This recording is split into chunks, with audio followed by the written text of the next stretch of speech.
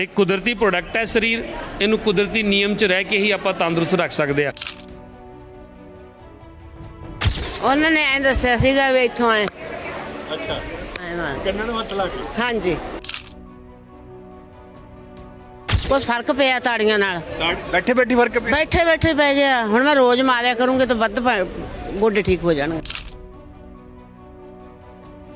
ਅਗਰ ਉਸੇ ਏਰੀਏ 'ਚ ਵਾਪਸ ਫਿਰ ਆਪਾਂ ਆਕਸੀਜਨ ਵਾਲਾ ਮਾਹੌਲ ਦੇ ਦਈਏ ਤਾਂ ਉੱਥੇ ਨਵੇਂ ਸੈੱਲ ਜੀਵਤ ਹੋ ਜਾਣਗੇ ਔਰ ਪੁਰਾਣੇ ਕੈਂਸਰ ਸੈੱਲ ਬੋਡੀ ਰਿਮੂਵ ਕਰ ਦੇਗੀ। ਕੈਂਸਰ ਦੀ ਪ੍ਰੋਬਲਮ ਜੀ, ਤੇ ਮੈਂ 2 ਸਾਲ ਤੋਂ ਜੂਝ ਰਹੀ ਸੀ ਇਹ ਬਿਮਾਰੀ ਨਾਲ। ਆਪਰੇਸ਼ਨ ਵੀ ਕਰਵਾ ਲਿਆ ਮੈਂ, ਹਸਪੀਟਲ 'ਚ ਦਾਖਲ ਵੀ ਰਹੀ, ਪਰ ਪ੍ਰੋਬਲਮ ਸਹੀ ਨਹੀਂ ਹੋਈ ਸੀ। ਫਿਰ ਤੋਂ ਹੁਣ ਜਦੋਂ ਦੀ ਮੇਰੀ ਡਾਕਟਰ ਸਾਹਿਬ ਤੋਂ ਦਵਾਈ ਚੱਲਦੀ ਹੈ ਉਦੋਂ ਦਾ ਮੈਨੂੰ ਬਹੁਤ ਫਰਕ ਆ। ਕੀ ਫਰਕ ਪਿਆ? ਅੱਗੇ ਨਾਲੋਂ ਮੇਰੀ ਸਿਹਤ ਵੀ ਬਹੁਤ ਠੀਕ ਆ। ਮੈਨੂੰ ਸ਼ੂਗਰ ਦੀ ਪ੍ਰੋਬਲਮ ਸੀ, ਉਹ ਵੀ ਖਤਮ ਹੋ ਗਈ। ਕਹਿੰਦੇ ਵੀ ਸਾਡਾ 50 ਤੋਂ 70% ਰੋਗ ਤੁਸੀਂ ਗੱਲਾਂ ਨਾਲ ਹੀ ਠੀਕ ਕਰਤਾ। ਇਸ ਤਰ੍ਹਾਂ ਦੀਆਂ ਕਿਹੜੀਆਂ ਗੱਲਾਂ ਕੀਤੀਆਂ ਜੀ? ਸਾਡੇ ਦਰਸ਼ਕਾਂ ਨਾਲ ਵੀ ਕਰ ਲਓ। ਦੇਖੋ, ਹਰ ਰੋਗ ਦੀ ਜਿਹੜੀ ਬੀਜ ਹੈ ਤੇ ਜੜ ਹੈ ਉਹ ਇੱਥੇ ਹੈ। ਹੁਣ ਸ਼ੂਗਰ ਕਿੰਨੀ ਹੁਣ ਅੱਜ 134 ਆਈ ਹੈ। ਪਹਿਲਾਂ ਕਿੰਨੀ ਹੁੰਦੀ ਸੀ? ਪਹਿਲਾਂ 2-250 ਤੋਂ ਨਾਰਮਲ ਹੁੰਦੀ ਸੀ ਤੇ 500 ਤੱਕ ਪਹੁੰਚ ਜਾਂਦੀ ਸੀ ਖਾਣਾ ਖਾ 500 ਤੱਕ ਪਹੁੰਚ ਜਾਂਦੀ। ਪ੍ਰੋਬਲਮ ਹੋਈ ਸੀ ਥੋੜੀ ਯੂਟਰਸ ਦੇ ਵਿੱਚ ਮੇਰੇ ਸੀਗੇ ਰਸੌਲੀਆਂ ਸੀਗੀਆਂ, ਤਾਂ ਉਹ ਮੈਂ ਥੋੜਾ ਮੈਡੀਸਨ ਖਾਧੀ ਤੇ ਫਿਰ ਥੋੜਾ ਜੋ ਵੀ ਪਰਹੇਜ਼ ਡਾਕਟਰ ਸਾਹਿਬ ਦੱਸਦੇ ਆ ਮੈਂ ਉਹ ਉਦਾਂ ਕੀਤਾ, ਤੇ ਜਿਹੜਾ ਹੁਣ ਮੈਂ ਟੈਸਟ ਕਰਵਾਇਆ ਉਹ ਮੇਰੇ ਬਿਲਕੁਲ ਨਾਰਮਲ ਆਈਆਂ ਨੇ। ਇਹਨਾਂ ਨੂੰ ਇੱਕ ਤਾਂ ਧਰਨ ਦੀ ਪ੍ਰੋਬਲਮ ਸੀਗੀ, ਪੇਟ 'ਚ ਬਹੁਤ ਪ੍ਰੋਬਲਮ ਹੁੰਦੀ ਸੀਗੀ, ਇੱਕ ਇਹਨੂੰ ਪੀਰੀਅਡ ਪ੍ਰੋਬਲਮ ਸੀਗੀ, ਬੀਪੀ ਲੋ ਹੋ ਜਾਂਦਾ ਸੀਗਾ, ਹਾਈ ਹੋ ਜਾਂਦਾ ਸੀਗਾ। ਇਹ ਤੁਹਾਡੇ ਤਾਂ ਹੌਲ ਪੈ ਜਾਂਦਾ ਹੋਊਗਾ। ਹਾਂਜੀ, ਬਹੁਤ ਪ੍ਰੋਬਲਮ ਹੁੰਦੀ ਸੀ ਜਦੋਂ ਕੁਝ ਖਾਂਦੀ ਪੀਂਦੀ ਸੀ ਇਹਨੂੰ, ਜਾਣੀ ਕਿ ਪੀਰੀਅਡਸ ਨਹੀਂ ਰੈਗੂਲਰ ਆ ਰਹੇ ਸੀਗੇ, ਬਹੁਤ ਢਿੱਡ ਵੀ ਬਹੁਤ ਪੇਨ ਹੁੰਦਾ ਸੀਗਾ, ਬੀਪੀ ਲੋ ਹਾਈ ਹੋ ਜਾਂਦਾ ਸੀਗਾ, ਐਂਡ ਬਸ ਇਹ ਪ੍ਰੋਬਲਮ ਸੀ। ਇੱਕ ਸਟੀਮੂਲੇਸ਼ਨ ਪੈਦਾ ਹੁੰਦੀ ਵਿਚਾਰਾਂ ਦੀ ਮਾਤਰਾ ਵਧਾ ਕੇ, ਮਤਲਬ ਤੁਹਾਡੀਆਂ ਗੱਲਾਂ ਜਿਹੜੀਆਂ ਸਟੀਰੋਇਡ ਨੇ, ਨੈਚੁਰਲ ਸਟੀਰੋਇਡ। ਇਹ ਲੋਕ ਸੁਣ ਕੇ ਨਹੀਂ ਰਾਜੀ। ਲੋਕ ਉਹ ਗੱਲਾਂ ਸੁਣ ਕੇ ਰਾਜੀ ਆ ਵੀ ਜਿਹੜੇ ਡਾਕਟਰ ਨੇ ਕਹਿਤਾ ਵੀ ਪੁੜੀਆਂ ਬਣਾਈਆਂ ਪਈਆਂ ਉਹ ਆ ਕੇ ਤੁਸੀਂ ਲੈ ਜਾਓ। ਉਹ ਖਾ ਕੇ ਜਾ ਕੇ ਅੱਧਿਆਂ ਨੇ ਖਾ ਲੀਆਂ, ਅੱਧਿਆਂ ਨੇ ਸਿੱਟਤੀਆਂ। ਜਿਹੜੀ ਇਹ ਕੁਦਰਤ ਨਾਲ ਜੁੜਨ ਦੀ ਆ, ਅਸੀਂ ਪਿਛਲੇ 5 ਸਾਲਾਂ ਤੋਂ ਲੱਗੇ ਆ ਇਹ ਕਰਨ। 80% ਲੋਕ ਅੱਜ ਹਸਪੀਟਲ 'ਚ ਉਹ ਨੇ ਜਿਨ੍ਹਾਂ ਦਾ ਸਰੀਰ ਅਜੇ ਰੋਗੀ ਨਹੀਂ ਹੋਇਆ, ਸਿੰਪਟੋਮੈਟਿਕ ਡਿਜ਼ੀਜ਼ ਆ, ਲੱਛਣ ਵਾਲੇ ਰੋਗ ਨੇ। ਉਹਨਾਂ ਰੋਗਾਂ ਨੂੰ ਉਹ ਆਪਣਾ ਵਿਚਾਰ ਤੇ ਨੌਲੇਜ ਵਧਾ ਕੇ ਘਰੇ ਠੀਕ ਕਰ ਸਕਦੇ ਆ। ਇੱਕੋ ਨਾਰਾ, ਜੇ ਰੋਗ ਲੱਗ ਸਕਦਾ ਤਾਂ ਠੀਕ ਵੀ ਹੋ ਸਕਦਾ।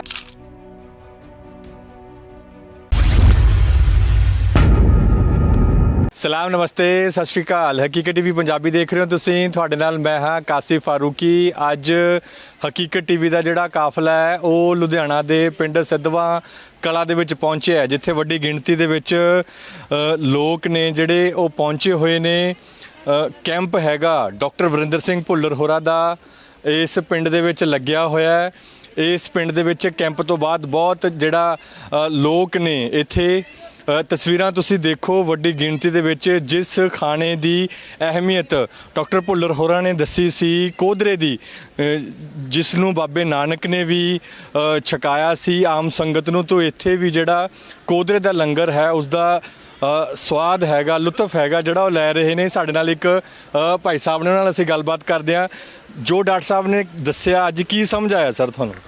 ਉਹ ਕਹਿੰਦੇ ਵੀ ਜਿਹੜੇ ਅਸੀਂ ਆਕਸੀਜਨ ਲੈਣੀ ਆ ਉਹ ਅਸੀਂ ਥੱਲੇ ਬਹਿ ਕੇ ਆਕਸੀਜਨ ਲੈ ਸਕਦੇ ਆ, ਨਾ ਕਿ ਦਵਾਈਆਂ ਨੂੰ ਲੈ ਸਕਦੇ ਆ।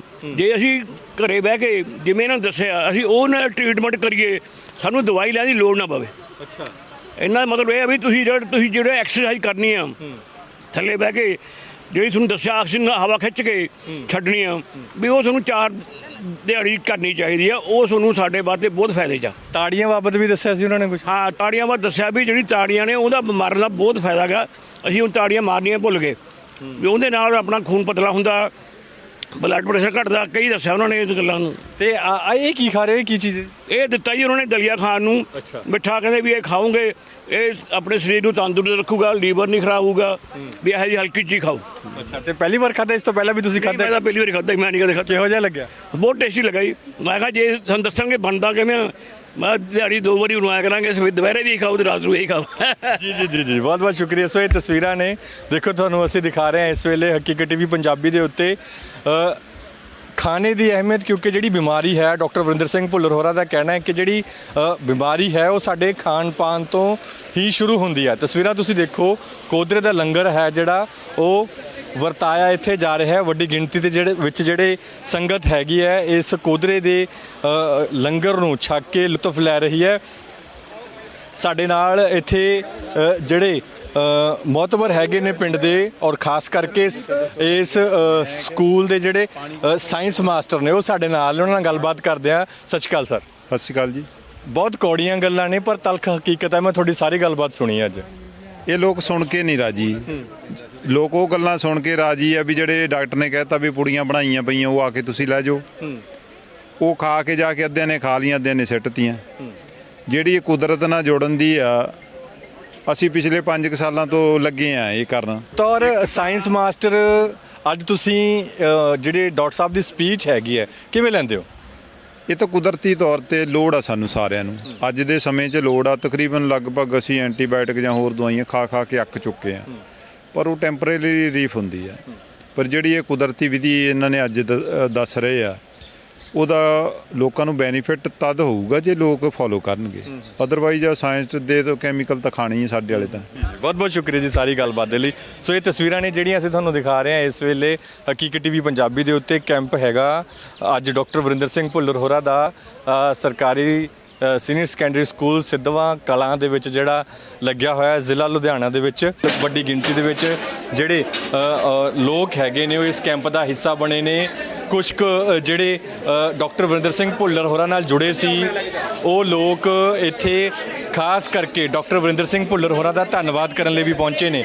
ਸਾਡੇ ਨਾਲ ਇੱਕ ਭੈਣ ਜੀ ਨੇ, ਉਹਨਾਂ ਨਾਲ ਅਸੀਂ ਗੱਲਬਾਤ ਕਰਦੇ ਹਾਂ, ਸਮਝਣ ਦੀ ਕੋਸ਼ਿਸ਼ ਕਰਾਂਗੇ ਕਿ ਉਹ ਖਾਸ ਕਰਕੇ ਕਿ ਹਾਂਗਕਾਂਗ ਤੋਂ ਆਏ ਨੇ, ਉਹ ਖਾਸ ਕਰਕੇ ਡਾਕਟਰ ਵਰਿੰਦਰ ਸਿੰਘ ਭੁੱਲਰ ਹੋਰਾਂ ਦਾ ਧੰਨਵਾਦ ਕਰਨ ਦੇ ਲਈ। ਸਤਿ ਸ਼੍ਰੀ ਅਕਾਲ ਜੀ। ਸਤਿ ਸ਼੍ਰੀ ਅਕਾਲ ਜੀ। ਕੀ ਨਾਂ ਹੈ ਜੀ ਤੁਹਾਡਾ? ਮੇਰਾ ਨਾਮ ਅਮਨਦੀਪ ਹੈ। ਅੱਛਾ, ਤੁਸੀਂ ਹਾਂਗਕਾਂਗ ਤੋਂ ਐਡਾ ਲੰਮਾ ਸਫ਼ਰ ਕਰਕੇ ਸਪੈਸ਼ਲ ਡਾਕਟਰ ਵਰਿੰਦਰ ਸਿੰਘ ਭੁੱਲਰ ਹੋਰਾਂ ਦਾ ਧੰਨਵਾਦ ਕਰਨ ਆਏ ਹੋ, ਕੀ ਕਾਰਨ ਹੈ?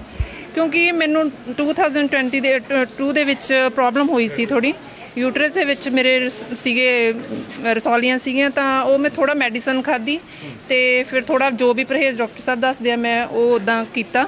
ਤੇ ਜਿਹੜਾ ਹੁਣ ਮੈਂ ਟੈਸਟ ਕਰਵਾਇਆ ਉਹ ਮੇਰੇ ਬਿਲਕੁਲ ਨਾਰਮਲ ਆਈਆਂ ਨੇ। ਤੇ ਜਿਹੜੀ ਮੇਨ ਥਿੰਗ ਸੀਗੀ ਮੇਰੀ ਕਿ ਮੈਂ ਬਹੁਤ ਹੀ ਲਾਈਫ ਦੇ ਵਿੱਚ ਨੈਗੇਟਿਵ ਸੀਗੀ, ਤਾਂ ਉਹ ਮੈਂ ਪੋਜ਼ਿਟਿਵ ਹੋਈ। ਤੇ ਮੇਰਾ ਬੀਪੀ ਬਹੁਤ ਹੀ ਜ਼ਿਆਦਾ ਲੋ ਰਹਿੰਦਾ ਸੀਗਾ, ਜਿਹੜਾ ਕਿ ਟੋਟਲ ਮੈਂ 15 ਕੁ ਦਿਨ ਦੀ ਮੈਡੀਸਨ ਖਾਧੀ ਸੀ, ਤਾਂ ਉਹ ਮੇਰਾ ਹੁਣ ਤੱਕ ਨਾਰਮਲ ਰਹਿ ਰਿਹਾ ਵਾ। ਤੇ ਹੁਣ ਮੇਰੀ ਮੈਡੀਸਨ ਤਕਰੀਬਨ ਨਾ ਮਾਤਰੀ ਹੈ, ਬਿਲਕੁਲ ਮੈਂ ਨਹੀਂ ਖਾਂਦੀ ਗੀ, ਜਸਟ ਥੋੜੀ ਜਿਹੀ ਮੈਡੀਸਨ। ਤੇ ਜਿਹੜਾ ਬਾਕੀ ਪਰਹੇਜ਼ ਆ ਉਹ ਤਾਂ ਜੋ ਆਪਾਂ ਲਾਈਫ 'ਚ ਕਰਦੇ ਆਪਾਂ ਨੂੰ ਉਹ ਕਰਨਾ ਪੈਂਦਾ। ਨਹੀਂ, ਜਿਸ ਵੇਲੇ ਤੁਹਾਨੂੰ ਪ੍ਰੋਬਲਮ ਆਉਣੀ ਸ਼ੁਰੂ ਹੋਈ ਤੇ ਤੁਹਾਨੂੰ ਕੀ ਸਿੰਪਟਮ ਆਏ ਸੀ, ਕੀ ਹੋਣ ਲੱਗਿਆ ਸੀ, ਲਾਈਫ ਕਿਹੋ ਜਿਹੀ ਹੋ ਗਈ ਸੀ? ਸਾਨੂੰ ਨਹੀਂ ਪਤਾ ਤੁਸੀਂ ਕਹਿ ਰਹੇ ਹੋ ਕਿ ਹੁਣ ਪੋਜ਼ਿਟਿਵ ਹੋ, ਸਾਨੂੰ ਤਾਂ ਲੱਗਦੇ ਨਹੀਂ ਵੀ ਕਦੇ ਤੁਸੀਂ ਨੈਗੇਟਿਵ ਵੀ ਹੋਵੋਗੇ। ਨਹੀਂ, ਮੈਂ ਬਹੁਤ ਹੀ ਲਾਈਫ 'ਚ ਨੈਗੇਟਿਵ ਸੀਗੀ, ਕਿਉਂਕਿ ਪਹਿਲਾਂ ਮੈਂ ਜੇ ਈਵਨ ਕਿ ਮੈਨੂੰ ਜੇ ਫੀਵਰ ਵੀ ਹੁੰਦਾ ਸੀ ਤਾਂ ਮੈਂ ਸੋਚਦੀ ਸੀ ਕਿ ਮੇਰੀ ਡੈਥ ਨਾ ਹੋ ਜਾਵੇ। ਤੇ ਇਸ ਟਾਈਮ ਜਦੋਂ ਮੈਂ ਜਿਸ ਕੰਡੀਸ਼ਨ ਦੇ ਵਿੱਚ ਮੈਂ ਆਈ ਸੀ, ਉਸ ਟਾਈਮ ਮੇਰੇ ਇੰਨੀ ਕੁ ਜ਼ਿਆਦਾ ਬਲੀਡਿੰਗ ਹੁੰਦੀ ਸੀ ਕਿ ਮੈਨੂੰ ਬਹੁਤ ਟੈਨਸ਼ਨ ਸੀ ਕਿ ਪਤਾ ਨਹੀਂ ਮੈਨੂੰ ਕੀ ਪ੍ਰੋਬਲਮ ਹੋਊਗੀ। ਬਟ ਜਿੱਦਾਂ ਹੀ ਮੈਂ ਡਾਕਟਰ ਸਾਹਿਬ ਨੂੰ ਮਿਲਣ ਸਾਰ ਹੀ ਮੈਨੂੰ ਜਦੋਂ ਉਹਨਾਂ ਦੀਆਂ ਗੱਲਾਂ, ਉਹਨਾਂ ਦੀ ਟੀਮ ਨੇ ਮੈਨੂੰ ਜਿੱਦਾਂ ਕੰਸਲਟੈਂਟ ਕੀਤਾ, ਤਾਂ ਮੇਰੀ ਸੋਚ ਜਿਹੜੀ ਸੀਗੀ ਕਿ ਮੈਨੂੰ ਲੱਗਦਾ ਸੀ ਕਿ ਬੈਸਟ ਹੋਊਗਾ ਇਹ ਟ੍ਰੀਟਮੈਂਟ ਜੋ ਵੀ ਹੋਊਗਾ। ਹਾਂਗਕਾਂਗ 'ਚ ਨਹੀਂ ਟ੍ਰੀਟਮੈਂਟ ਹੋਇਆ ਇਹਦਾ? ਟ੍ਰੀਟਮੈਂਟ ਹੈਗਾ, ਬਟ ਜੋ ਵੀ ਹੈਗਾ ਵਾ ਆਪਣੀ ਕਮਿਊਨਿਟੀ ਦਾ ਹੁੰਦਾ ਕਿ ਆਪਾਂ ਨੂੰ ਆਪਣੇ ਦੇਸ਼, ਆਪਣੀ ਜੋ ਵੀ ਮੈਡੀਸਨ ਆਪਾਂ ਨੂੰ ਉਹਦੇ ਤੇ ਟਰਸਟ ਹੁੰਦਾ ਆ। ਅੱਛਾ, ਹਾਂਜੀ। ਤੇ ਕਿੰਨੇ ਟਾਈਮ ਲੱਗ ਗਿਆ ਤੁਹਾਨੂੰ ਬਿਲਕੁਲ ਠੀਕ ਹੁੰਦਿਆਂ ਨੂੰ? ਉਹਦੇ ਵਿੱਚ ਮੈਨੂੰ ਤਕਰੀਬਨ ਸਾਲ ਲੱਗ ਗਿਆ, ਜਿਹਦੇ ਵਿੱਚੋਂ ਕਿ ਮੈਂ ਮੈਡੀਸਨ ਆ ਜਿਹੜੀ 5 ਮੰਥ ਖਾਧੀ ਆ, ਕਿਉਂਕਿ ਮੇਰਾ ਵਿੱਚ ਗੈਪ ਪੈ ਗਿਆ ਸੀ, ਉਧਰ ਮੈਡੀਸਨ ਜਾਂਦੀ ਨਹੀਂ ਹੈਗੀ ਹਾਂਗਕਾਂਗ ਦੇ ਵਿੱਚ। ਤਾਂ ਹੁਣ ਜਿਹੜਾ ਸੀਗਾ ਕਿ ਮੈਨੂੰ ਇਦਾਂ ਸੀ ਕਿ ਮੈਂ ਰਿਪੋਰਟਸ ਕਰਵਾ ਲਾਂ ਇੱਕ ਵਾਰੀ, ਫਿਰ ਵੀ ਟੈਨਸ਼ਨ ਫ੍ਰੀ ਹੋ ਜਾਾਂਗੇ। ਤਾਂ ਉਹ ਰਿਪੋਰਟਸ ਆ ਜਿਹੜੀਆਂ ਮੇਰੀਆਂ ਬਿਲਕੁਲ ਨਾਰਮਲ ਆਈਆਂ ਨੇ। ਡਾਕਟਰ ਨੇ ਤਾਂ ਤੁਹਾਨੂੰ ਆਪਰੇਸ਼ਨ ਦੱਸਿਆ ਸੀ ਕਿ ਆਪਰੇਸ਼ਨ ਹੋਏਗੀ, ਯੂਟਰਸ ਰਿਮੂਵ ਹੋਏਗੀ? ਹਾਂਜੀ, ਡਾਕਟਰ ਨੇ ਮੈਨੂੰ ਇਦਾਂ ਕਿਹਾ ਸੀ, ਈਵਨ ਕਿ ਮੈਨੂੰ ਕੈਂਸਰ ਤੱਕ ਵੀ ਕਹਿਤਾ ਸੀਗਾ। ਬਟ ਜਦੋਂ ਮੈਂ ਡਾਕਟਰ ਸਾਹਿਬ ਨੂੰ ਮਿਲੀ, ਮੈਨੂੰ ਉਹ ਕਹਿੰਦੇ ਕਿ ਇਦਾਂ ਦਾ ਕੁਛ ਨਹੀਂ। ਮੇਨ ਥਿੰਗ ਆ ਕਿ ਆਪਾਂ ਨੂੰ ਆਪਣੀ ਜਿਹੜੀ ਸੋਚ ਆ ਉਹ ਆਪਾਂ ਨੂੰ ਚੇਂਜ ਕਰਨੀ ਪੈਂਦੀ। ਕੋਈ ਵੀ ਬਿਮਾਰੀ ਹੈ ਜੇ ਆਪਾਂ ਨੂੰ ਲੱਗਦੀ ਹੈ, ਜੇ ਉਹਦੇ ਲਈ ਆਪਾਂ ਨੈਗੇਟਿਵ ਸੋਚਦੇ ਹਾਂ ਤਾਂ ਉਹ ਹੋਰ ਵੱਧਦੀ ਆ। ਜੇ ਆਪਾਂ ਪੋਜ਼ਿਟਿਵ ਹੁੰਨੇ ਆ ਤਾਂ ਉਹ ਚੀਜ਼ ਨੂੰ ਆਪਾਂ ਕਾਫੀ ਕਵਰ ਕਰ ਲੈਂਦੇ ਆ। ਜੀ ਜੀ ਜੀ। ਜਿਹੜੇ ਇਸ ਵੇਲੇ ਤੁਹਾਨੂੰ ਦੇਖ ਰਹੀਆਂ ਨੇ ਸਾਡੀਆਂ ਧੀਆਂ, ਸਾਡੀਆਂ ਬੱਚੀਆਂ, ਸਾਡੀਆਂ ਮਾਵਾਂ, ਤੁਹਾਡੀ ਉਮਰ ਦੀਆਂ, ਜਿਨ੍ਹਾਂ ਨੂੰ ਸੇਮ ਪ੍ਰੋਬਲਮ ਹੈਗੀ, ਯੂਟਰਸ ਦੇ ਵਿੱਚ ਰਸੌਲੀਆਂ ਹੈਗੀਆਂ ਨੇ, ਫਾਈਬਰੋਇਡਸ ਹੋ ਗਈਆਂ, ਸਿਸਟ ਹੋ ਗਏ, ਉਹਨਾਂ ਨੂੰ ਕੀ ਕਹੋਗੇ ਜਿਹੜੇ ਇਸ ਵੇਲੇ ਆਪਰੇਸ਼ਨ ਕਰਵਾਉਣ ਦੀ ਤਿਆਰੀ 'ਚ ਨੇ, ਬਸ ਤੁਹਾਡੀ ਵੀਡੀਓ ਉਹਨਾਂ ਦੇ ਹੱਥ ਲੱਗ ਗਈ? ਮੈਂ ਨਹੀਂ ਚਾਹੁੰਦੀ ਕਿ ਕਿਉਂਕਿ ਜਿਹੜਾ ਵੀ ਕੋਈ ਇੱਕ ਲੇਡੀਜ਼ ਆ ਜਾਂ ਕੁਝ ਵੀ ਆ, ਆਪਾਂ ਜੇ ਆਪਾਂ ਬੱਚੇ ਦਾ ਨਹੀਂ ਕਢਵਾਤੀ ਤਾਂ ਬਹੁਤ ਕੁਛ ਆ ਜਿਹੜੀਆਂ ਉਹਦੇ ਵਿੱਚ ਹੋਰ ਪ੍ਰੋਬਲਮ ਆਪਾਂ ਨੂੰ ਐਡ ਹੁੰਦੀਆਂ ਨੇ। ਠੀਕ ਕੀ ਹੈ, ਦੱਸਿਆ ਸੀ ਡਾਕਟਰ ਸਾਹਿਬ ਨੇ ਵੀ ਜੇਕਰ ਆਪਰੇਸ਼ਨ ਤੁਹਾਡਾ ਹੋ ਜਾਂਦਾ ਨਾ ਬਚਦਾ ਤੇ ਕੀ ਹੁੰਦਾ? ਬਹੁਤ ਜ਼ਿਆਦਾ ਪ੍ਰੋਬਲਮ ਹੋਰ ਵੀ ਉਹਦੇ ਚ ਐਡ ਹੁੰਦੀ ਆ ਜਦੋਂ ਆਪਾਂ ਮੇਨ ਬੱਚੇ ਦਾ ਨਹੀਂ ਕਢਾ ਦਿੰਦੇ ਹਾਂ। ਜਦੋਂ ਡਾਕਟਰ ਸਾਹਿਬ ਦੀਆਂ ਬਾਕੀ ਆਪਾਂ ਸੁਣਦੇ ਆ, ਵੀਡੀਓ ਦੇਖਦੇ ਆ, ਤਾਂ ਆਪਾਂ ਨੂੰ ਉਹਦੇ ਨਾਲ ਕਾਫੀ ਪ੍ਰੋਬਲਮ ਹੋਰ ਐਡ ਹੁੰਦੀਆਂ ਨੇ। ਜੀ ਹਾਂਜੀ। ਸੋ ਅੱਜ ਇੱਥੇ ਸਿੱਧਵਾਂ ਕਲਾਂ ਦੇ ਵਿੱਚ ਇੱਕ ਗੁੜੀਆ ਹੈਗੀ ਆ, ਉਹਨੂੰ ਅੱਜ ਬਤੌਰ ਸਿਹਤ ਕੰਸਲਟੈਂਟ ਦੇ ਤੌਰ ਦੇ ਉੱਤੇ ਐਕ੍ਰੈਡੀਸ਼ਨ ਵੀ ਮਿਲੀ ਹੈ। ਸਾਡੇ ਨਾਲ ਨੇ, ਕੀ ਨਾਂ ਜੀ ਤੁਹਾਡਾ? ਧਰਮਪ੍ਰੀਤ ਕੌਰ ਜੀ। ਅੱਛਾ ਧਰਮਪ੍ਰੀਤ ਜੀ, ਕਿਹੋ ਜਿਹਾ ਲੱਗਦਾ ਜਦੋਂ ਆ ਕੇ ਇਸ ਤਰੀਕੇ ਨਾਲ ਤੁਸੀਂ ਆਰਗੇਨਾਈਜ਼ ਕਰਵਾਉਣ 'ਚ ਵੀ ਅਹਿਮ ਭੂਮਿਕਾ ਨਿਭਾਈ ਹੈ ਤੇ ਹੁਣ ਤੁਸੀਂ ਬਤੌਰ ਡਾਕਟਰ ਵਰਿੰਦਰ ਸਿੰਘ ਭੁੱਲਰ ਹੋਰਾਂ ਦੇ ਔਰ ਸੰਗਤ ਦੇ ਸੇਵਾਦਾਰ ਦੇ ਤੌਰ ਤੇ ਵਿਚਰਨ ਵਾਲੇ ਹੋ, ਕੀ ਲੱਗਦਾ? ਮੈਨੂੰ ਇਸ ਸੰਸਥਾ ਦੇ ਵਿੱਚ ਆ ਕੇ ਤਕਰੀਬਨ 1 ਸਾਲ ਦੇ ਕਰੀਬ ਹੋ ਗਿਆ ਇਸ ਸੰਸਥਾ ਦੇ ਵਿੱਚ ਆਈ ਨੂੰ। ਸਭ ਤੋਂ ਪਹਿਲਾਂ ਮੇਰੇ ਸਿਸਟਰ ਨੇ ਗਏ ਸੀਗੇ ਇੱਥੇ ਮੈਡੀਸਨ ਲੈਣ, ਤੇ ਉਸ ਤੋਂ ਬਾਅਦ ਮੈਨੂੰ ਇਹਨਾਂ ਨੇ ਦੱਸਿਆ ਕਿ ਡਾਕਟਰ ਸਾਹਿਬ ਵੀ ਉੱਥੇ ਸਟੱਡੀ ਕਰਵਾਉਂਦੇ ਨੇ, ਤੇ ਫਿਰ ਮੈਂ ਇਸ ਸੰਸਥਾ ਦੇ ਵਿੱਚ ਸਟੱਡੀ ਕਰਨ ਲੱਗੀ। ਹੌਲੀ ਹੌਲੀ ਮੈਨੂੰ ਗਿਆਨ ਹੋਇਆ। ਉਸ ਤੋਂ ਬਾਅਦ ਮੈਂ ਆਪਣਾ ਵੈਲਨੈਸ ਸੈਂਟਰ ਖੋਲ੍ਹਿਆ ਆਪਣੇ ਪਿੰਡ ਦੇ ਵਿੱਚ। ਮੈਨੂੰ ਲੱਗਿਆ ਕਿ ਆਪਾਂ ਨੂੰ ਲੋਕਾਂ ਨੂੰ ਵੱਧ ਤੋਂ ਵੱਧ ਕੁਦਰਤੀ ਸਿਹਤ ਬਾਰੇ ਆਪਾਂ ਨੂੰ ਗਿਆਨ ਦੇਣਾ ਚਾਹੀਦਾ ਲੋਕਾਂ ਨੂੰ। ਬਹੁਤ ਬਹੁਤ ਸ਼ੁਕਰੀਆ। ਮਾਤਾ ਜੀ, ਤੁਹਾਡੇ ਗੁੜੀਆ ਹੈ? ਹਾਂਜੀ, ਮੇਰੀ ਬੇਟੀ ਆ। ਉਹਦੇ ਡਾਕਟਰ ਬਣ ਗਈ? ਹਾਂਜੀ। ਕਦੇ ਸੋਚਿਆ ਸੀ ਇਸ ਤਰੀਕੇ ਨਾਲ ਡਾਕਟਰ ਬਣਾਉਣਾ? ਨਹੀਂ ਜੀ, ਜੇ ਘਰ 'ਚ ਪ੍ਰੋਬਲਮ ਆਈ ਆ ਤਾਂ ਹੀ ਮਤਲਬ ਕਿ ਸਾਨੂੰ ਇਹ ਰਸਤਾ ਅੱਗੇ ਜਾ ਕੇ ਲੋਕਾਂ ਦੀ ਸੇਵਾ ਕਰਨ ਦਾ ਮੌਕਾ ਮਿਲਿਆ। ਬਾਕੀ ਜਿਹੜੀ ਨੇਚਰ ਤੋਂ ਅਸੀਂ ਪਾਸੇ ਹੋਏ ਬੈਠੇ ਸੀ, ਕੁਦਰਤ ਨੇ ਸਾਨੂੰ ਪੈਦਾ ਕੀਤਾ, ਸਾਨੂੰ ਫ੍ਰੀ 'ਚ ਸਾਰਾ ਕੁਝ ਦਿੱਤਾ, ਹਵਾ ਪਾਣੀ ਜੋ ਵੀ ਫ੍ਰੀ 'ਚ ਦਿੱਤਾ ਹੈ ਨਾ, ਉਹ ਤੋਂ ਅਸੀਂ ਵਾਂਝੇ ਹੋਏ ਬੈਠੇ ਸੀਗੇ, ਜਿਹੜੀ ਕਿ ਸਾਨੂੰ ਆਮ ਹੀ ਮਿਲ ਰਹੀ ਆ, ਹੈ ਨਾ। ਜਿਹੜੀ ਦਵਾਈਆਂ ਸਾਡੇ ਘਰ ਦੇ ਵਿੱਚ ਹੀ ਹੈਗੀਆਂ ਨੇ, ਅਸੀਂ ਉਹਨਾਂ ਤੋਂ ਦੂਰ ਹੋਏ ਬੈਠੇ ਆ। ਸਾਨੂੰ ਡਾਕਟਰ ਸਾਹਿਬ ਕੋਲ ਵੀ ਜਾਣ ਦੀ ਲੋੜ ਨਹੀਂ, ਸਾਨੂੰ ਇਹਦੇ ਬਾਰੇ ਗਿਆਨ ਦੀ ਜ਼ੋਰ ਆ। ਸੋ ਡਾਕਟਰ ਸਾਹਿਬ ਨੇ ਤਾਂ ਗਿਆਨ ਦਾ ਲੰਗਰ ਲਾਇਆ ਅੱਜ ਪਹਿਲਾਂ? ਜੀ, ਗਿਆਨ ਦਾ ਲੰਗਰ ਲਾਇਆ ਉਹਨਾਂ ਨੇ। ਜੀ। ਕੀ ਨਾਂ ਹੈ ਤੁਹਾਡਾ? ਮੇਰਾ ਨਾਮ ਜਸਵੀਰ ਕੌਰ। ਜੀ। ਬਹੁਤ ਬਹੁਤ ਸ਼ੁਕਰੀਆ ਜਸਵੀਰ ਜੀ। ਸੋ ਤੁਹਾਡੀ ਮੁਲਾਕਾਤ ਅੱਜ ਕਿਸ ਤਰ੍ਹਾਂ ਦੇ ਪੇਸ਼ੈਂਟ ਨਾਲ ਕਰਵਾਉਂਦੇ ਆ ਜਿਨ੍ਹਾਂ ਨੂੰ ਕੈਂਸਰ ਡਿਟੈਕਟ ਹੋਇਆ ਸੀ, ਤੇ ਕੈਂਸਰ ਤੋਂ ਬਾਅਦ ਹੁਣ ਉਹਨਾਂ ਦੀ ਕੀ ਹਾਲਤ ਹੈ, ਉਹਨਾਂ ਦੇ ਮੂੰਹੋਂ ਹੀ ਅਸੀਂ ਸੁਣਦੇ ਹਾਂ। ਕੀ ਨਾਂ ਹੈ ਜੀ ਤੁਹਾਡਾ? ਪਰਮਜੀਤ ਕੌਰ। ਅੱਛਾ, ਕਿਹੜਾ ਪਿੰਡ ਹੈ ਤੁਹਾਡਾ? ਆਹੀ ਪਿੰਡ ਹੈ ਸਿੱਧਵਾਂ। ਸਿੱਧਵਾਂ ਕਲਾਂ ਹੀ। ਕੀ ਪ੍ਰੋਬਲਮ ਹੋਈ ਸੀ ਤੁਹਾਨੂੰ? ਮੈਨੂੰ ਬੱਚੇਦਾਨੀ ਦੇ ਵਿੱਚ ਪ੍ਰੋਬਲਮ ਸੀਗੀ, ਕੈਂਸਰ ਦੀ ਪ੍ਰੋਬਲਮ। ਤੇ ਮੈਂ 2 ਸਾਲ ਤੋਂ ਜੂਝ ਰਹੀ ਸੀ ਇਹ ਬਿਮਾਰੀ ਨਾਲ। ਆਪਰੇਸ਼ਨ ਵੀ ਕਰਵਾ ਲਿਆ ਮੈਂ, ਹਸਪੀਟਲ 'ਚ ਦਾਖਲ ਵੀ ਰਹੀ, ਪਰ ਪ੍ਰੋਬਲਮ ਸਹੀ ਨਹੀਂ ਹੋਈ ਸੀ। ਤੇ ਇੱਥੋਂ ਹੁਣ ਜਦੋਂ ਦੀ ਮੇਰੀ ਡਾਕਟਰ ਸਾਹਿਬ ਤੋਂ ਦਵਾਈ ਚੱਲਦੀ ਹੈ, ਉਦੋਂ ਦਾ ਮੈਨੂੰ ਬਹੁਤ ਫਰਕ ਆ। ਕੀ ਫਰਕ ਪਿਆ? ਅੱਗੇ ਨਾਲੋਂ ਮੈਨੂੰ ਮੇਰੀ ਸਿਹਤ ਵੀ ਬਹੁਤ ਠੀਕ ਆ। ਮੈਨੂੰ ਸ਼ੂਗਰ ਦੀ ਪ੍ਰੋਬਲਮ ਸੀ, ਉਹ ਵੀ ਖਤਮ ਹੋ ਗਈ। ਕੀ ਗੱਲ? ਪ੍ਰੋਬਲਮ ਸ਼ੂਗਰ ਖਤਮ ਹੀ ਹੋ ਗਈ? ਹਾਂਜੀ। ਹੁਣ ਮੈਂ ਉਹ ਕਿਵੇਂ? ਇਹਨਾਂ ਦੀ ਦਵਾਈ ਚੱਲ ਰਹੀ ਸੀ, ਜੂਸ ਪੀ ਰਹੀ ਸੀ। ਜੂਸ ਦੱਸਿਆ ਸੀ ਇਹਨਾਂ ਨੇ ਪੱਤੀਆਂ। ਕਿਹੜਾ ਜੂਸ? ਪੱਤੀਆਂ ਦਾ।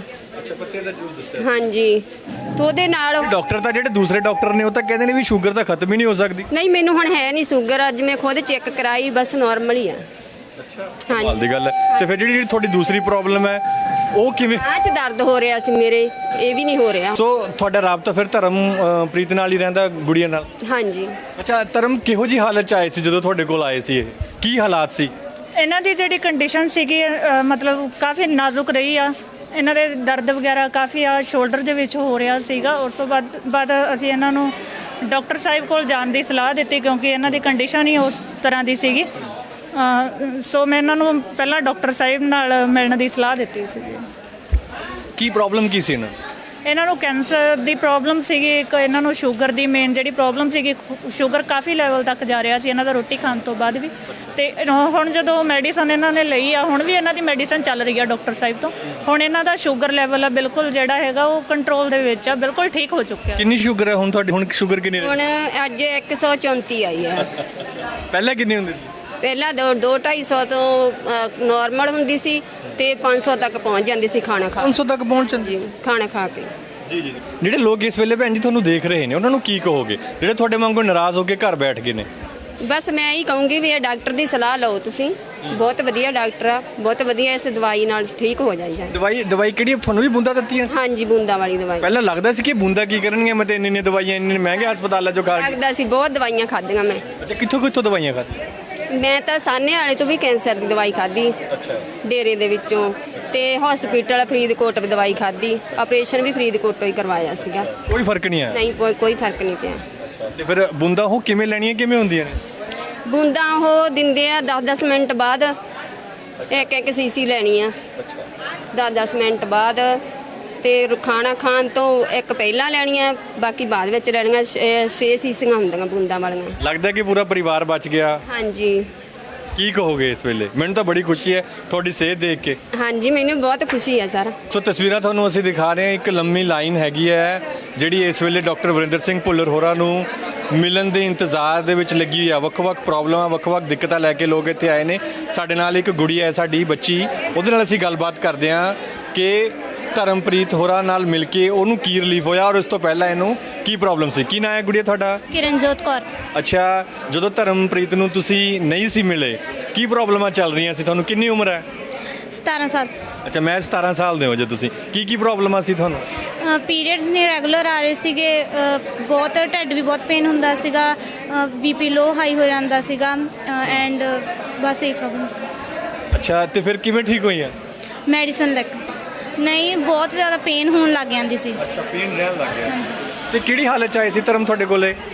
ਇਹਨਾਂ ਦੀ ਜਿਹੜੀ ਕੰਡੀਸ਼ਨ ਸੀਗੀ ਪਹਿਲਾਂ, ਮਤਲਬ ਇਹ ਕਹਿ ਸਕਦੇ ਆ ਕਿ ਰੋਟੀ ਖਾਣ ਤੋਂ ਬਾਅਦ ਜਿੱਦਾਂ ਕਹਿ ਦਿੰਦੇ ਆ ਕਿ ਉਲਟੀ ਆਉਂਦੀ ਆ ਹਨਾ, ਪੇਟ 'ਚ ਭਾਰੀਪਣ ਰਹਿੰਦਾ, ਧਰਨ ਪੈ ਜਾਂਦੀ, ਬਹੁਤ ਜ਼ਿਆਦਾ ਧਰਨ ਪੈਂਦੀ ਸੀ ਇਹਨਾਂ ਦੇ। ਪੀਰੀਅਡਸ ਦੀ ਪ੍ਰੋਬਲਮ, ਮਤਲਬ ਪੀਰੀਅਡਸ ਰੈਗੂਲਰ ਨਹੀਂ ਸੀ ਰਹਿੰਦੇ, 2 ਮਹੀਨੇ ਆਉਣੇ, ਕਦੇ 4 ਮਹੀਨੇ ਨਾ ਆਉਣੇ, ਇਦਾਂ ਦੀਆਂ ਪ੍ਰੋਬਲਮਸ ਆਉਂਦੀਆਂ ਰਹਿੰਦੀਆਂ ਸੀਗੀਆਂ। ਬੀਪੀ ਬਹੁਤ ਜ਼ਿਆਦਾ ਕਦੇ ਲੋ ਹੋ ਜਾਂਦਾ ਸੀਗਾ, ਜਿਹਦੇ ਕਰਕੇ ਕਈ ਦਿਨ ਭੁੱਖ ਵੀ ਨਹੀਂ ਸੀ ਕਈ ਵਾਰੀ ਲੱਗਦੀ ਹੁੰਦੀ ਇਹਨਾਂ ਨੂੰ। ਉਸ ਤੋਂ ਬਾਅਦ ਮੈਂ ਇਹਨਾਂ ਨੂੰ ਮੈਡੀਸਨ ਦਿੱਤੀ, ਆਪਣੀ ਸਪੈਰੋਲਿਨਾ ਤੇ ਵੈਲ 21 ਮੈਡੀਸਨ ਦਿੱਤੀ। ਇਹਨਾਂ ਨੇ ਸਿਰਫ 25 ਡੇਜ਼ ਲਈ ਖਾਧੀ ਹੈ ਮੈਡੀਸਨ ਤੇ ਹੁਣ ਇਹ ਅੱਜ ਬਿਲਕੁਲ ਸਹੀ ਨੇ। ਜੀ ਜੀ। ਸੋ ਸਾਡੇ ਨਾਲ ਇਸ ਗੁੜੀਆ ਦੀ ਜਿਹੜੇ ਮਾਤਾ ਜੀ ਵੀ ਨੇ ਉਹਨਾਂ ਨਾਲ ਵੀ ਅਸੀਂ ਗੱਲਬਾਤ ਕਰਦੇ ਹਾਂ। ਸਤਿ ਸ਼੍ਰੀ ਅਕਾਲ ਜੀ। ਸਤਿ ਸ੍ਰੀ ਅਕਾਲ ਜੀ। ਕੀ ਨਾਂ ਜੀ ਤੁਹਾਡਾ? ਲਵਦੀਪ। ਲਵਦੀਪ। ਅੱਛਾ, ਲਵਦੀਪ ਕੌਰ। ਬੱਚੀ ਨੂੰ ਕੀ ਪ੍ਰੋਬਲਮ ਸੀ ਜਦੋਂ ਧਰਮ ਨਾਲ ਨਹੀਂ ਸੀ ਮਿਲੇ? ਹਾਂਜੀ, ਇਹਨਾਂ ਨੂੰ ਇੱਕ ਤਾਂ ਧਰਨ ਦੀ ਪ੍ਰੋਬਲਮ ਸੀਗੀ, ਪੇਟ 'ਚ ਬਹੁਤ ਪ੍ਰੋਬਲਮ ਹੁੰਦੀ ਸੀਗੀ, ਇੱਕ ਇਹਨੂੰ ਪੀਰੀਅਡ ਪ੍ਰੋਬਲਮ ਸੀਗੀ, ਬੀਪੀ ਲੋ ਹੋ ਜਾਂਦਾ ਸੀਗਾ, ਹਾਈ ਹੋ ਜਾਂਦਾ ਸੀਗਾ। ਇਹ ਤੁਹਾਡੇ ਤਾਂ ਹੌਲ ਪੈ ਜਾਂਦਾ ਹੋਊਗਾ। ਹਾਂਜੀ, ਬਹੁਤ ਪ੍ਰੋਬਲਮ ਹੁੰਦੀ ਸੀ ਜਦੋਂ ਕੁਝ ਖਾਂਦੀ ਪੀਂਦੀ ਸੀ ਇਹਨੂੰ, ਜਾਣੀ ਕਿ ਇਹ ਕਹਿੰਦੇ ਵੀ 2-2 ਦਿਨ ਭੁੱਖ ਨਹੀਂ ਲੱਗਦੀ। ਹਾਂਜੀ, ਇਸ ਤਰ੍ਹਾਂ ਵੀ ਸੀ। ਮਿਹਨਤੀ ਕਰਦੇ ਰਹਿੰਦੇ ਹੋਵੋਗੇ ਤੁਸੀਂ ਤਾਂ ਵੀ ਕੁੜੀਏ ਖਾ ਲਾ, ਕੁਝ ਖਾ ਲਾ। ਹਾਂਜੀ, ਇਹ ਤਾਂ ਹੈਗਾ ਹੀ ਹੈ, ਬੱਚੇ ਦਾ ਜਾਣੀ ਕਿ ਬਰਦਾਸ਼ਤ ਨਹੀਂ ਹੁੰਦਾ ਮਾਂ ਤੋਂ ਹਨਾ। ਹਾਂਜੀ, ਬਹੁਤ ਪ੍ਰੋਬਲਮ ਸੀ। ਹੁਣ ਜਾਣੀ ਇਹਨੇ 25 ਦਿਨ ਦਵਾਈ ਖਾਧੀ ਹੈ, ਉਹਦੇ ਨਾਲ ਬਹੁਤ ਫਰਕ ਆ। ਜਾਣੀ ਕੀ ਫਰਕ ਲੱਗਿਆ ਹੁਣ ਤੁਹਾਨੂੰ? ਹੁਣ ਇਹਨੂੰ ਪੀਰੀਅਡ ਵੀ ਠੀਕ ਨੇ ਤੇ ਜਿਹੜੀ ਜਾਣੀ ਕਿ ਪੇਟ ਦੀ ਪ੍ਰੋਬਲਮ ਸੀਗੀ, ਇਨਫੈਕਸ਼ਨ ਸੀਗੀ, ਉਹ ਸਭ ਠੀਕ ਹੋ ਗਿਆ। ਓਕੇ, ਧਰਨ ਜਿਹੜੀ ਰਹਿੰਦੀ ਸੀ ਧਰਨ ਵੀ ਠੀਕ ਹੋ ਗਈ? ਹਾਂਜੀ, ਧਰਨ ਬਿਲਕੁਲ ਠੀਕ ਹੋ ਗਈ। ਜਾਣੀ ਜੀ ਜਿਸ ਤਰ੍ਹਾਂ ਕੱਚਾ ਹੁੰਦਾ ਸੀ ਅੰਦਰੋਂ, ਉਹ ਸਭ ਠੀਕ ਹੋ ਗਿਆ, ਭੁੱਖ ਵਧੀਆ ਲੱਗਦੀ ਆ। ਅੱਛਾ, ਜਿਹੜੇ ਲੋਕ ਤੁਹਾਨੂੰ ਇਸ ਵੇਲੇ ਦੇਖ ਰਹੇ ਨੇ ਉਹਨਾਂ ਨੂੰ ਕੀ ਕਹੋਗੇ ਜਿਨ੍ਹਾਂ ਦੀ ਇਸ ਤਰ੍ਹਾਂ ਛੋਟੀਆਂ ਬੱਚੀਆਂ ਨੇ ਪਰ ਪਰੇਸ਼ਾਨ ਨੇ ਉਹ? ਹਾਂਜੀ, ਮੈਂ ਇਹ ਕਹਿਣਾ ਚਾਹੁੰਦੀ ਹਾਂ ਕਿ ਡਾਕਟਰ ਭੁੱਲਰ ਤੋਂ ਤੁਸੀਂ ਵੀ ਦਵਾਈ ਲਓ, ਬਹੁਤ ਫਾਇਦਾ ਹੁੰਦਾ ਵਾ। ਕਿਉਂਕਿ ਮੈਨੂੰ ਬਹੁਤ ਜ਼ਿਆਦਾ ਪ੍ਰੋਬਲਮ ਸੀ ਮੇਰੀ ਬੇਟੀ ਨੂੰ, ਬਹੁਤ ਜਾਣੀ ਕਿ 25 ਦਿਨਾਂ ਦੇ ਵਿੱਚ ਬਹੁਤ ਫਰਕ ਸਾਨੂੰ ਲੱਗਿਆ। ਜੀ, ਬਹੁਤ ਬਹੁਤ ਸ਼ੁਕਰੀਆ ਜੀ ਸਾਰੀ ਗੱਲਬਾਤ ਦੇ ਲਈ। ਸੋ ਇਹ ਤਸਵੀਰਾਂ ਨੇ ਜਿਹੜੀਆਂ ਤੁਹਾਨੂੰ ਇਸ ਵੇਲੇ ਅਸੀਂ ਦਿਖਾ ਰਹੇ ਹਾਂ। ਲਾਈਨਾਂ ਦੇ ਵਿੱਚ ਵੀ ਨੇ ਜਿਹੜੇ ਲੋਕ ਹੈਗੇ ਨੇ ਉਹ ਲੱਗੇ ਹੋਏ ਨੇ। ਮਾਤਾ ਜੀ ਤਾਂ ਬੈਠੇ ਨੇ। ਮਾਤਾ ਜੀ ਥੱਕ ਕੇ ਖੜੇ ਬੈਠੇ ਹੋ? ਗੋਡੇ ਨਹੀਂ ਪੁੱਤ ਕੰਮ ਕਰਦੇ। ਅੱਛਾ, ਗੋਡੇ ਨਹੀਂ ਕੰਮ ਕਰਦੇ। ਕਹਿੰਦੇ ਜੀ ਬਾਪੂ ਦੇ ਗੋਡੇ ਤੇ ਬੇਬੇ ਦੇ ਮੋਢੇ ਤੇ ਬੇਬੇ ਦੇ ਤੁਹਾਡੇ ਗੋਡੇ ਨੇ। ਹਾਂਜੀ ਹਾਂਜੀ। ਕੀ ਹੋਇਆ ਗੋਡਿਆਂ ਨੂੰ? ਬਸ ਜੜਕ ਕਰੀ ਜਾਂਦੇ, ਹੁਣ ਬੁੜੇ ਹੋ ਗਏ। ਅੱਛਾ, ਕੜਾਕੇ ਵੱਜਦੇ ਨੇ ਬੈਠਦੇ ਉੱਠਦੇ? ਹਾਂ। ਤੇ ਡਾਕਟਰ ਸਾਹਿਬ ਤਾਂ ਕਹਿੰਦੇ ਵੀ ਤੁਹਾਡੇ ਗੋਡੇ ਮੋਢੇ 100 ਸਾਲ ਤੱਕ ਚੱਲਦੇ ਨੇ। ਚੱਲਦੇ ਤਾਂ ਹੈਗੇ ਨੇ, ਫਿਰ ਹੁਣ ਜਦ ਗਲੀਸ ਹੀ ਕਹਿੰਦੇ ਮੁੱਕ ਗਿਆ। ਅੱਛਾ, ਗਰੀਸ ਮੁੱਕ ਗਿਆ। ਤੇ ਫਿਰ ਡਾਕਟਰ ਸਾਹਿਬ ਗਰੀਸ ਭਰ ਦਿੰਦੇ ਨੇ? ਇਹ ਹੁਣ ਭਰਨ ਗਈ, ਕੁਛ ਤਾਂ ਕਰਨ ਗਈ ਬੇਟਾ। ਸੱਦਿਆ ਉਹਨਾਂ ਨੂੰ, ਕੁਛ ਤਾਂ ਕਰਨ ਗਈ। ਅੱਛਾ। ਹਾਂ। ਉਹ ਤਾੜੀਆਂ ਮਾਰੀਆਂ ਤੁਸੀਂ? ਮਾਰੀਆਂ ਸੀ ਬਹੁਤ ਜ਼ਿਆਦਾ। ਅੱਛਾ। ਕੁਛ ਫਰਕ ਪਿਆ ਤਾੜੀਆਂ ਨਾਲ। ਬੈਠੇ ਫਰਕ ਪਿਆ? ਬੈਠੇ ਪੈ ਗਿਆ। ਹੁਣ ਮੈਂ ਰੋਜ਼ ਮਾਰਿਆ ਕਰੂੰਗੀ ਤਾਂ ਵੱਧ ਗੋਡੇ ਠੀਕ ਹੋ ਜਾਣਗੇ। ਮਾਤਾ ਜੀ ਫਿਰ ਇਹਨਾਂ ਨੂੰ ਦੱਸੋਗੇ ਤਾੜੀਆਂ ਕਿਵੇਂ ਮਾਰਨੀਆਂ ਨੇ? ਉਹਨਾਂ ਨੇ ਐਂ ਦੱਸਿਆ ਸੀਗਾ ਵੀ ਇੱਥੋਂ ਆਏ। ਅੱਛਾ, ਐਂ ਮਾਰ। ਕੰਨਾਂ ਨੂੰ ਹੱਥ ਲਾ ਕੇ? ਹਾਂਜੀ, ਫਿਰ ਨੱਕ ਨੂੰ ਸਿੱਧਾ। ਨੱਕ ਨੂੰ ਸਿੱਧਾ। ਕੀ ਫਰਕ ਕਿਹਾ ਸੀ ਵੀ ਕੀ ਫਰਕ ਪਊਗਾ? ਫਰਕ ਵੀ ਸਾਰੇ ਸਰੀਰ ਨੂੰ ਹੀ ਪਊਗਾ, ਵੀ ਠੀਕ ਹੋ ਜਾਣਗੇ ਨਾੜਾ ਨੂੜਾ, ਮੋਢੇ, ਸਰਵਾਈਕਲ, ਸਾਰਾ ਕੁਝ ਠੀਕ ਹੋ ਜਾਊਗਾ। ਜੀ ਜੀ, ਹਾਂਜੀ। ਬਹੁਤ ਬਹੁਤ ਸ਼ੁਕਰੀਆ ਮਾਤਾ ਜੀ, ਬਹੁਤ ਚੰਗੀ ਤਰੀਕੇ ਨਾਲ ਸਮਝਾਇਆ ਕਿ ਜੇ ਅਸੀਂ ਮੋਗੇ ਤੋਂ ਇੱਥੇ ਤੱਕ ਆ ਸਕਦੇ ਆ, ਜੇ ਅਸੀਂ 300 ਪੇਸ਼ੈਂਟ ਨੂੰ ਬਿਠਾ ਕੇ ਨਿੰਬੂ ਪਾਣੀ ਜਾਂ ਫਿਰ ਆਪਾਂ ਸੈਸ਼ਨ ਲਗਾ ਸਕਦੇ ਆ, ਜੇ ਤੁਸੀਂ ਇੰਨੀ ਇਕਾਗਰਤਾ ਬਣਾ ਕੇ ਉਦੋਂ ਬੈਠੇ ਹੋ ਤੇ ਹੁਣ ਤੁਸੀਂ ਸਿਰਫ ਅੱਧਾ ਘੰਟਾ ਬੈਠਣਾ ਵਾ। ਅੱਧੇ ਘੰਟੇ ਦੇ ਵਿੱਚ ਤੁਹਾਨੂੰ ਅਸੀਂ ਟ੍ਰੀਟਮੈਂਟ ਦੇ ਕੇ ਤੋਰ ਦਾਂਗੇ। ਭਾਵੇਂ ਰਾਤ ਦੇ 11 ਵਜਣ, ਭਾਵੇਂ ਰਾਤ ਦੇ ਵਜਣ 12, ਭਾਵੇਂ 10 ਵਜਣ। ਆ 10 ਇੱਥੇ ਰਿਹਾ 3 ਦਿਨ ਤੇ ਅੱਗੇ ਵੀ ਅੱਜ ਦਿਨ ਵੀ ਇੱਥੇ ਹੀ ਆ। ਤੁਹਾਨੂੰ ਦਵਾਈ ਦੇ ਕੇ ਤੋਰਾਂਗੇ, ਕੋਈ ਬੰਦਾ ਖਾਲੀ ਨਹੀਂ ਜਾਣ ਦਿੰਦੇ। ਬਸ ਜੀ ਜੀ ਜੀ ਜੀ। ਕੀ ਕਹੋਗੇ ਨਾਗੀ ਸਾਹਿਬ, ਗੋਡਿਆਂ ਦੀ ਬੜੀ ਪ੍ਰੋਬਲਮ ਹੈ ਪਿੰਡ 'ਚ ਮਾਈਆਂ ਨੂੰ? ਦੇਖੋ ਜੀ, ਗੱਲ ਉਹੀ ਕਿ ਇਹ ਹਰੇਕ ਪਿੰਡ ਦੇ ਵਿੱਚ ਅਸੀਂ ਜਾਂਦੇ ਆ, ਅਲੱਗ-ਅਲੱਗ ਸਮੱਸਿਆ ਹੁੰਦੀਆਂ। ਫਿਰ ਉਹੀ ਗੱਲ ਆ ਕਿ ਇਹ ਸੰਗਤਾਂ ਦਾ ਉਤਸ਼ਾਹ, ਡਾਕਟਰ ਸਾਹਿਬ ਨੂੰ ਸੁਣਨ ਦਾ ਇੱਕ ਉਤਸ਼ਾਹ ਸੀ।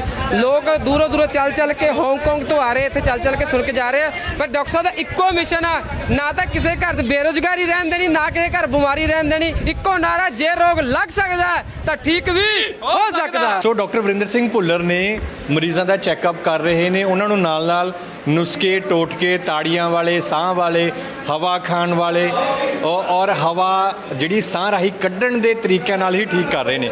ਇੱਕ ਪੇਸ਼ੈਂਟ ਬੈਠੇ ਨੇ, ਅਸੀਂ ਸਮਝਦੇ ਉਹਨਾਂ ਨੂੰ ਕੀ ਪ੍ਰੋਬਲਮ ਹੈ। ਕੀ ਨਾਂ ਹੈ ਜੀ ਤੁਹਾਡਾ, ਕਿੱਥੋਂ ਆਏ ਹੋ ਔਰ ਕੀ ਪ੍ਰੋਬਲਮ ਹੈ? ਮੇਰਾ ਨਾਮ ਤਰਲੋਚਨ ਸਿੰਘ, ਪਿੰਡ ਸਿੱਧਵਾਂ ਕਲਾਂ ਹੀ।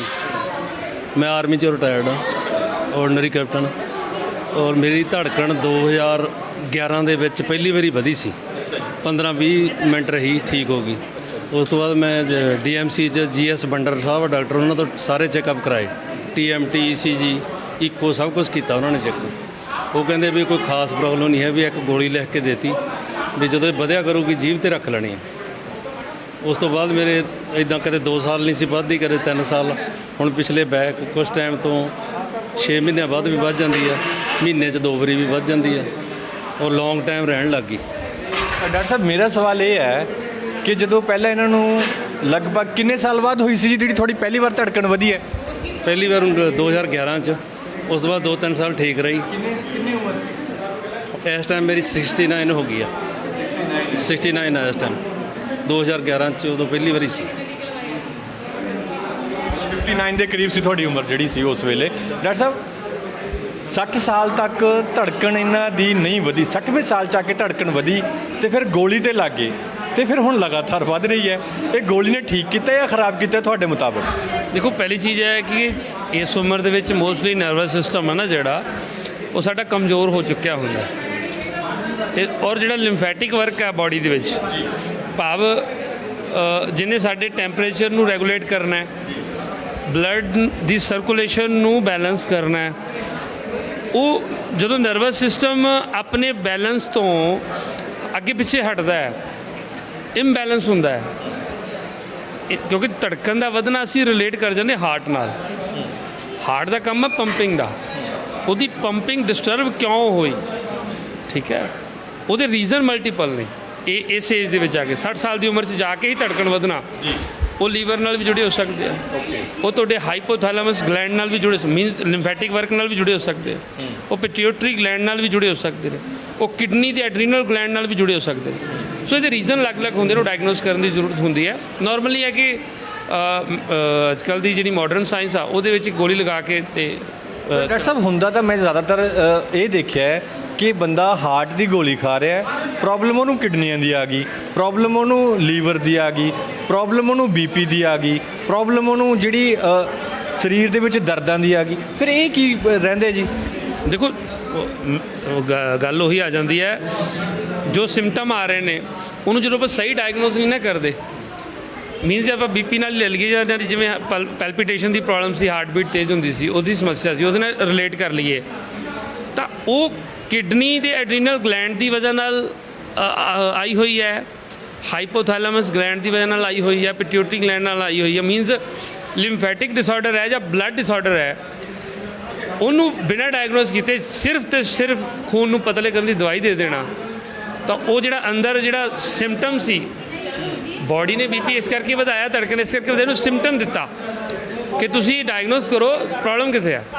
ਉਹਨੂੰ ਉੱਥੇ ਹੀ ਉਹਨੂੰ ਡਾਇਗਨੋਸ ਕਰਨ ਦੀ ਬਜਾਏ ਖਾਲੀ ਖੂਨ ਨੂੰ ਪਤਲਾ ਕਰਕੇ ਮਸ਼ੀਨਰੀ ਚਾਲੂ ਰੱਖੀ, ਤਾਂ ਉਹ ਤਾਂ ਬੈਕਐਂਡ ਤੇ ਵੱਧ ਹੀ ਰਹੀ ਸੀ ਚੀਜ਼। ਮਤਲਬ ਅਸੀਂ ਸ਼ੂਟ ਦਾ ਮੈਸੇਂਜਰ ਕਰਤਾ। ਹਾਂ ਬਿਲਕੁਲ, ਨਿਆ ਦੇਣਾ ਇਹਨੂੰ ਗੋਲੀ ਮਾਰਤੀ ਤਾਂ ਉਹ ਚੀਜ਼ ਤਾਂ ਉੱਥੇ ਹੀ ਖੜੀ ਹੈ। ਉਹ ਆਪਣੇ ਟਾਈਮ ਦੇ ਮੁਤਾਬਕ ਜਿਵੇਂ ਜਿਵੇਂ ਸਿੰਪਟਮ ਆਪਾਂ ਦਬਾਉਂਦੇ ਗਏ, ਅੱਗੇ ਜਾ ਕੇ ਉਹ ਧਮਾਕੇਦਾਰ ਰੋਗ ਬਣ ਕੇ ਬਾਹਰ ਆ ਗਿਆ। ਠੀਕ ਹੋ ਸਕਦੇ ਨੇ ਇਸ ਉਮਰ 'ਚ ਵੀ? ਡੈਫੀਨੇਟਲੀ ਠੀਕ ਹੋ ਸਕਦੇ ਨੇ। ਕਿੰਨੇ ਟਾਈਮ ਲੱਗਦਾ ਜੀ? ਦੇਖੀਏ, ਇਸ ਤਰ੍ਹਾਂ ਦੇ ਸਿੰਪਟਮ 1 ਮਹੀਨੇ ਵਿੱਚ ਵੀ ਬਾਡੀ ਹੀਲ ਕਰ ਜਾਂਦੀ ਹੈ, 45 ਦਿਨ 'ਚ ਵੀ ਹੀਲ ਕਰ ਜਾਂਦੀ ਹੈ, 90 ਦਿਨ ਵੀ ਲੱਗ ਸਕਦੇ ਆ। ਪਰ ਡਾਕਟਰ ਸਾਹਿਬ, ਅਗਰ ਇਹ ਇਸ ਤਰ੍ਹਾਂ ਦੇ ਸਿੰਪਟਮ ਲੈ ਕੇ ਕਿਸੇ ਹਸਪਤਾਲ 'ਚ ਜਾਣ, ਉਹਨਾਂ ਨੇ ਤਾਂ ਨਾਲ ਦੀ ਨਾਲ ਕਹਿ ਦੇਣਾ ਜੀ ਸਟੰਟ ਪਾ ਲਓ। ਦੇਖੋ, ਉਹ ਉਹਨਾਂ ਦੀ ਪ੍ਰੈਕਟਿਸ ਦਾ ਪਾਰਟ ਹੈ। ਨੈਚੁਰਲ ਸਾਇੰਸ ਦੇ ਵਿੱਚ ਕਿਉਂਕਿ ਮਸ਼ੀਨੀ ਵਰਕ ਨਹੀਂ ਹੁੰਦਾ, ਇਹ ਇੱਕ ਨੈਚੁਰਲ ਸਾਇੰਸ ਹੈ। ਇਹ ਡਾਇਗਨੋਸ ਕਰਨ ਦਾ ਤਰੀਕਾ, ਸਟੰਟ ਵਾਲਾ ਕੋਈ ਸਿਸਟਮ ਨਹੀਂ ਹੈ। ਨੈਚੁਰਲ ਸਾਇੰਸ ਇਸ ਤਰ੍ਹਾਂ ਦਾ ਕੋਈ ਪ੍ਰਾਵਧਾਨ ਨਹੀਂ ਹੈਗਾ ਕਿ ਆਪਾਂ ਹਿਊਮਨ ਬਾਡੀ 'ਚ ਕੋਈ ਮੈਟਲ ਐਡ ਕਰੀਏ, ਠੀਕ ਹੈ। ਇਹਦੇ 'ਚ ਤਾਂ ਦੇਖੋ, ਇਹ ਚੀਜ਼ ਤਾਂ ਹਰ ਕਾਰਡੀਓ ਐਕਸਪਰਟ ਆਪਣੀ ਬੁੱਕਸ ਵੀ ਕੋਰਸ ਵੀ ਪੜ੍ਹ ਕੇ ਆਉਂਦਾ ਹੈ ਕਿ ਹਾਰਟ ਆਪਣਾ ਬਾਈਪਾਸ ਖੁਦ ਕਰ ਲੈਂਦਾ, ਠੀਕ ਹੈ।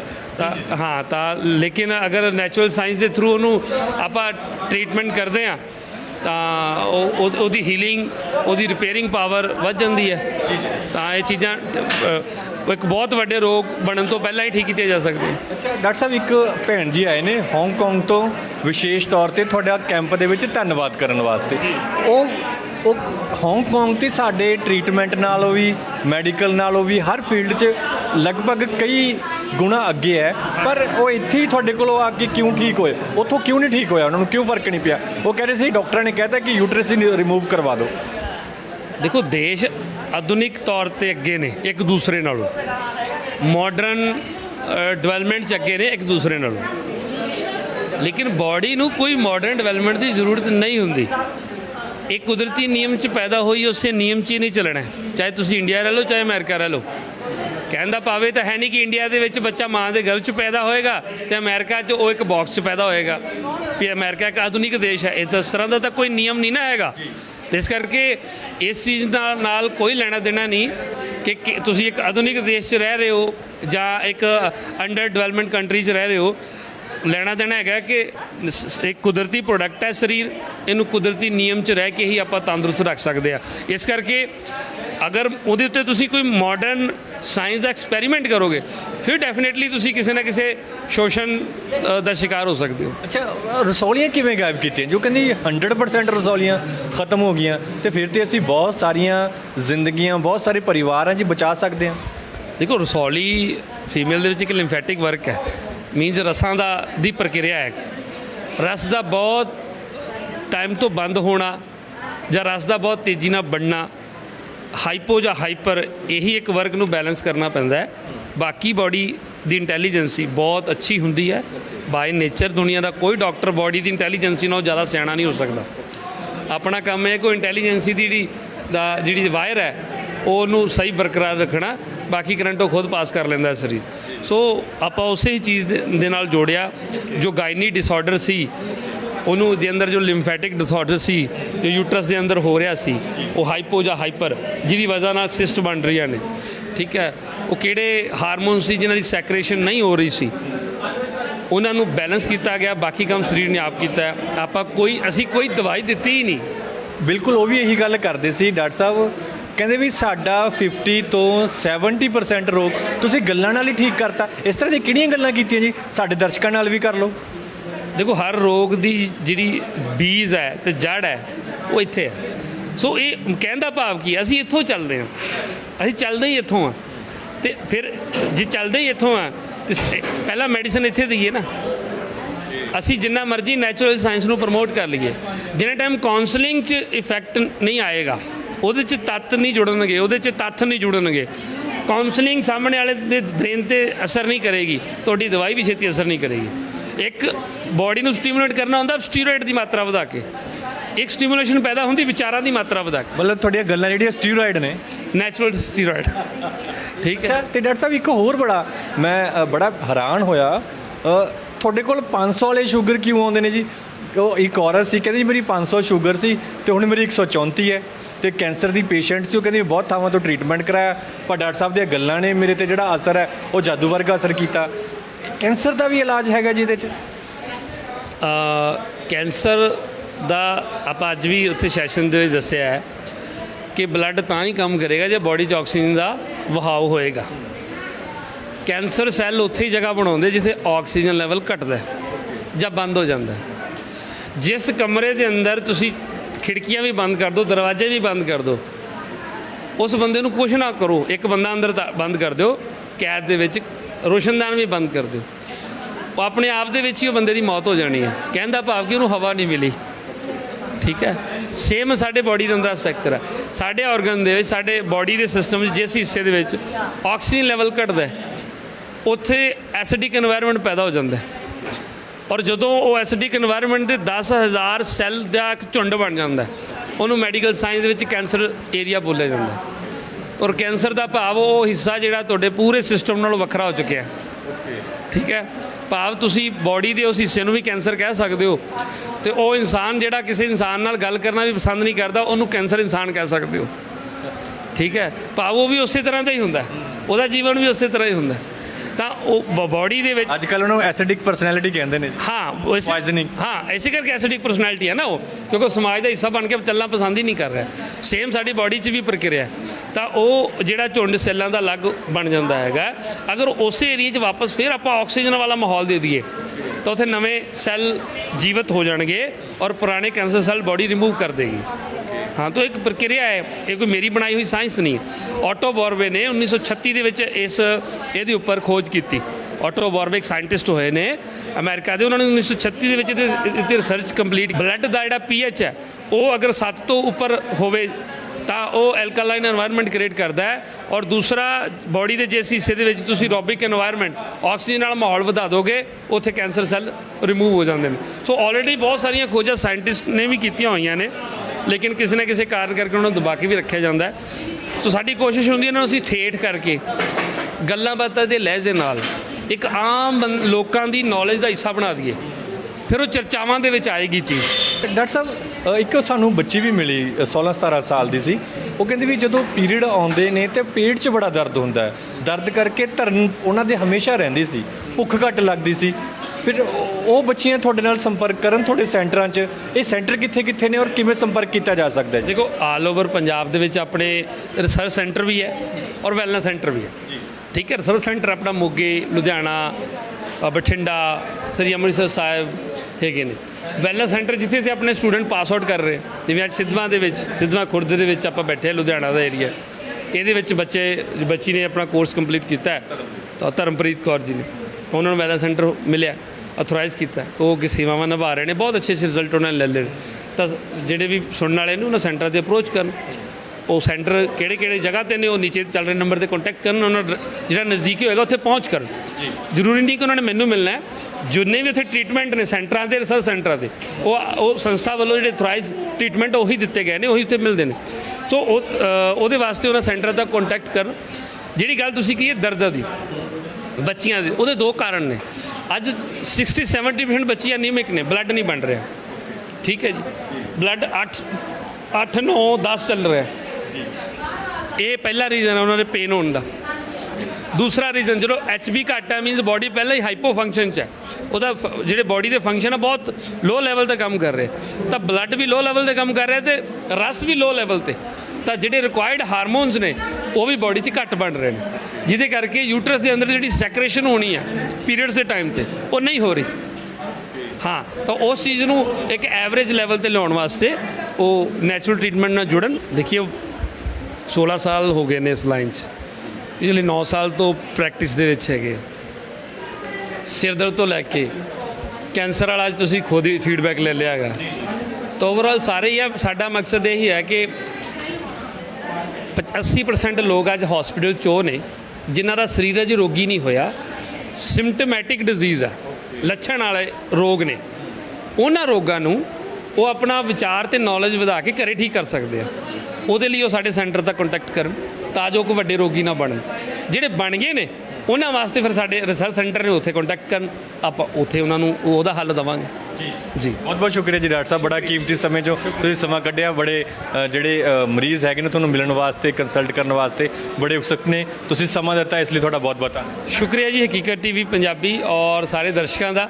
ਇਸੇ ਤਰ੍ਹਾਂ ਪਿਆਰ ਤੇ ਆਸ਼ੀਰਵਾਦ ਬਖਸ਼ਦੇ ਰਹੋ, ਇਹ ਸੇਵਾ ਆਪਾਂ ਬਹੁਤ ਦੂਰ ਤੱਕ ਲੈ ਕੇ ਜਾਣੀ। ਸੋ ਵਾਹਿਗੁਰੂ ਜੀ ਖਾਲਸਾ, ਵਾਹਿਗੁਰੂ ਜੀ ਕੀ ਫਤਿਹ। ਸੋ ਇਹ ਤਸਵੀਰਾਂ ਨੇ ਜਿਹੜੀਆਂ ਅਸੀਂ ਤੁਹਾਨੂੰ ਦਿਖਾਈਆਂ ਨੇ ਇਸ ਵੇਲੇ ਡਾਕਟਰ ਵਰਿੰਦਰ ਸਿੰਘ ਭੁੱਲਰ ਹੋਰਾਂ ਨੇ ਇਸ ਵੇਲੇ ਦੇਖੋ ਤੁਸੀਂ ਅਲੱਗ-ਅਲੱਗ ਜਿਹੜੇ ਬਿਮਾਰੀਆਂ ਵਾਲੇ ਮਰੀਜ਼ ਹੈਗੇ ਨੇ ਉਹ ਇੱਥੇ ਮਿਲ ਰਹੇ ਨੇ, ਆ ਰਹੇ ਨੇ।